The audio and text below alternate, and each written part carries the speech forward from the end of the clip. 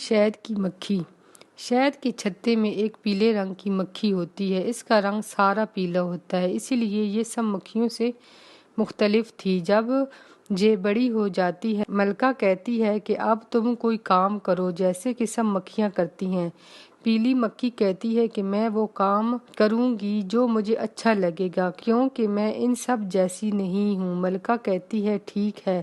اب پیلی مکھی کو چھوٹے بچے دیے جاتی ہیں کہ ان کا خیال کرنا۔ سارا دن گزر جاتا ہے، وہ ان کو سنبھال کر تھک جاتی ہے۔ وہ ملکہ سے کہتی ہے کہ میں کوئی اور کام کروں گی۔ پھر وہ چھتے کی صفائی کرتی ہے، یہ بھی اس کو اچھا نہیں لگتا۔ پھر وہ شہد جمع کرنے پھولوں پر جاتی ہے، یہ کام بھی اس کو اچھا نہیں لگتا۔